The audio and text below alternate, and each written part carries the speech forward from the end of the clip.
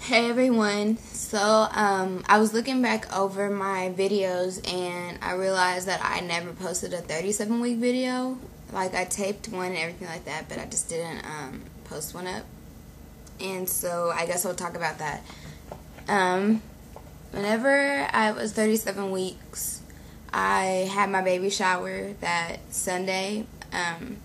I turned a new week every Wednesday, so how many ever days I was? So Sunday I went into labor a couple hours after my baby shower had ended. Like I said, if you ever see my labor story video, explains all of what happened. It's a very long story, but to cut it short, I did start labor. I went from 0 to 4 centimeters in 1 hour. I had to call the ambulance. Ambulance came, went to the hospital, I got put on monitors, and my labor stalled because of them giving me morphine for my pain in the ambulance. So I got sent home. But I kept on going back and forth from the hospitals, back and forth, because I kept on going. I don't know, I wouldn't say going into labor because it was basically false labor, but I was having them contractions and they were coming regularly. But I wasn't really progressing any, I was effacing some more, but I wasn't really progressing centimeter-wise, so they kept on sending me home. But how I was feeling, I don't know, I felt really, really pregnant at that point. My peeing had jumped. I had to pee constantly, and I was constantly thirsty and constantly hungry. I had never been like that. I could eat a whole table worth of food, and whenever I was 36 weeks and all those other weeks, I could only eat a little bit, and then maybe 10 minutes later I'd be hungry again. So it'd be I was eating a lot. But what else? Around that time, she had began to not really move around as much because, of course, the space for her was beginning to get smaller as she was getting bigger. So she wasn't really moving around or kicking as much. She was still having the hiccups all the time.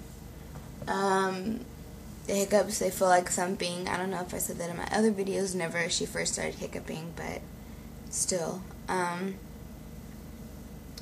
What else? I could feel her head. I wouldn't say coming out of my vag, but I felt a lot of pressure before I even went into labor or whatever.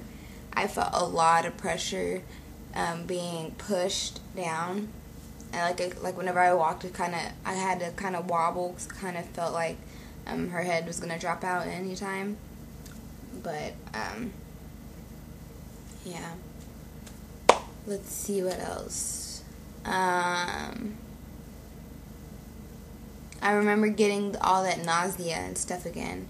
I had in the first trimester from me having morning sickness, but I would only throw up maybe once every, I don't know, 9 hours, something around that, 19 hours, and I used to throw up every 2 hours whenever I had morning sickness, so it wasn't that bad.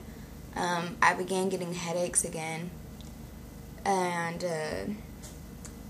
that's pretty much it. Oh, and that's the first time I got checked by the doctor before I went into labor, and I was, of course, I didn't progress I didn't have any progression or anything like that. Whenever you get checked,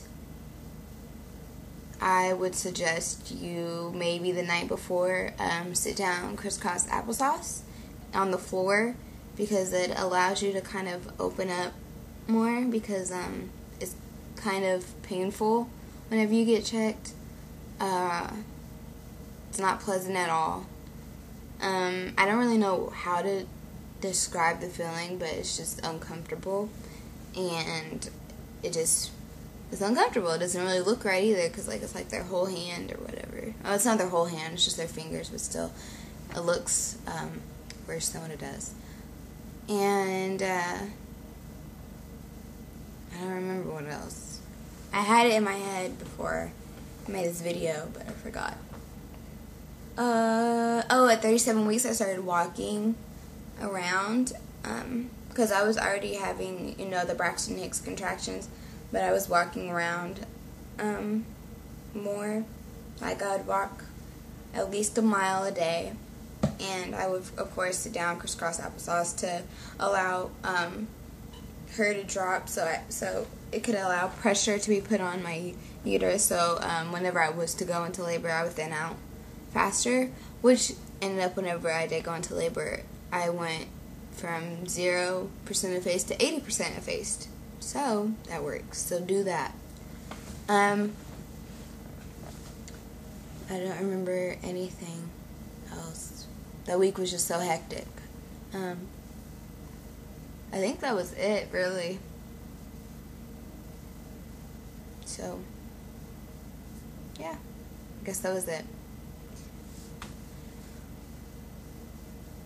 Yeah. Oh, no. I had to stop taking those iron pills because it was making me constipated a lot. Because, I had iron deficiency anemia whenever I was pregnant. And so you had to take those iron pills.